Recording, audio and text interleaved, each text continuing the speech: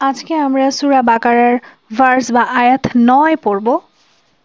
এখানে বলা রয়েছে ইয়াখাদিউনাল্লাহা ওয়াল্লাযীনা আমানু ওয়া মা ইয়াখদাউন ইল্লা আনফুসাহুম ওয়া মা ইয়াশউরুন।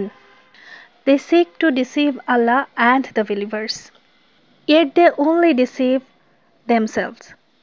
যারা মুনাফিক রয়েছে তারা চেষ্টা করে যে তারা আল্লাহ এবং তার রসুলকে ধোঁকা দিবে এটা বলে আমরা ঈমান নিয়ে এসেছি, কিন্তু আসলে তারা ঈমান নিয়ে আসেনি। কিন্তু আল্লাহ তো সব জানেন কার মনে কি রয়েছে, কে প্রকৃত মুসলিম কে প্রকৃত মুনাফিক। কিন্তু সেই ব্যক্তিদের এরকম মনে হয় যেন তারা আল্লাহ এবং তার রসুলকে ধোঁকা দিচ্ছেন। But they fail to perceive it. তারা এটা জানে না যে আল্লাহ জানেন কে মুনাফিক এবং কে নয়। অর্থ কি দাঁড়ালো? তারা আল্লাহ ও ঈমানদারদের প্রতারণা করার চেষ্টা করে, কিন্তু তারা নিজেদেরই প্রতারণা করে, অথচ তারা তা বুঝতেই পারে না। এই আয়াতে মুনাফিকদের, কপট বিশ্বাসীদের আসল চেহারা তুলে ধরা হয়েছে। তারা মনে করে তারা আল্লাহ ও মুসলমানদের ধোঁকা দিতে পারে, কিন্তু প্রকৃতপক্ষে তারা নিজেদেরই ধোঁকা দেয়। তারা বুঝতে ব্যর্থ হয় তাদের এই মিথ্যা আচরণ কেবল তাদেরই ক্ষতি করছে। তাদের বাহ্যিক ঈমান তাদের প্রকৃত অবস্থাকে পরিবর্তন করতে পারে না। 10 নম্বর আয়াতে বলা রয়েছে ফি কুলুবিহিম মারাদুন ফাযাদাহুমুল্লাহু মারাদা ওয়ালাহুম আযাবুন আলীমুন বিমা কানু ইয়াকদিবুন।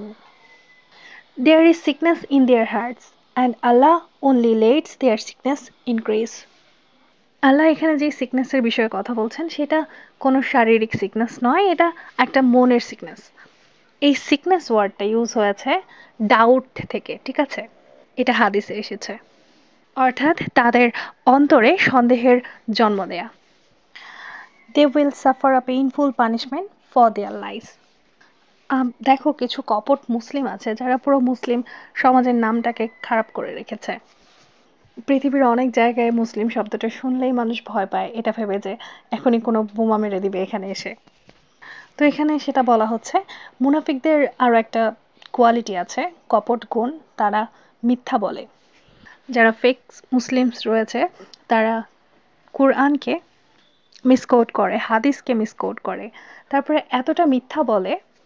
কিছু চ্যানেল রয়েছে তোমরা যেখানে 2 মিনিট দেখলে দেখতে পাবে, না হইলেও 200টা মিথ্যা কথা বলে ফেলছে। তো এটাও একটা মুনাফিকদের কোয়ালিটি যে তারা মিথ্যা প্রচন্ড বলে। অর্থাৎ এই আয়াতটার সোজা সাপটা অর্থ হচ্ছে তাদের অন্তরে এক প্রকার রোগ আছে, আর আল্লাহ তাদের রোগ আরো বাড়িয়ে দেন, এবং তাদের জন্য রয়েছে যন্ত্রণাদায়ক শাস্তি তাদের মিথ্যা বলার কারণে।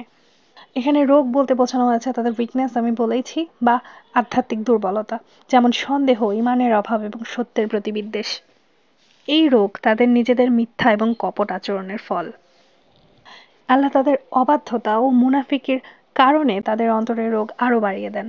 এটি তাদের পছন্দ ও কর্মকাণ্ডের প্রতি আল্লাহর বিচার। সূরা আল সাফে বলা আছে, 61 নম্বর সূরা 5 নম্বর আয়াত, যখন তারা সত্য থেকে দূরে সরে যায় তখন আল্লাহ তাদের হৃদয় আরো বিকৃত করেন। তারা বারবার মিথ্যা বলে এবং সত্যের প্রতি বিদ্বেষ প্রদর্শন করে। এর জন্য তাদের জন্য নির্ধারিত হয়েছে যন্ত্রণাদায়ক শাস্তি। মুনাফিকরা বাহ্যিকভাবে ঈমানদার সাজে থাকলেও তাদের অন্তরে সন্দেহ এবং অবিশ্বাস লুকিয়ে থাকে। এই মিথ্যা আচরণ তাদের ধ্বংস ডেকে আনে। যারা নিজেদের মিথ্যা ও কপটতায় অভ্যস্ত তারা ধীরে ধীরে নৈতিক ও আধ্যাত্মিকভাবে দুর্বল হয়ে পড়ে। এই আয়াত আমাদের সতর্ক করে যে সত্য থেকে দূরে সরে গেলে আধ্যাত্মিক শান্তি হারিয়ে যায়। আল্লাহ তাদেরই পথ প্রদর্শন করে যারা সত্য সন্ধান করে এবং যারা আন্তরিক। আর যারা সত্য থেকে দূরে পালায় বা মুনাফিকদের মতো আচরণ করে তাদের আধ্যাত্মিক রোগ যেমন সন্দেহ ও মুনাফিকি থেকে নিজেকে রক্ষা করতে পারে না।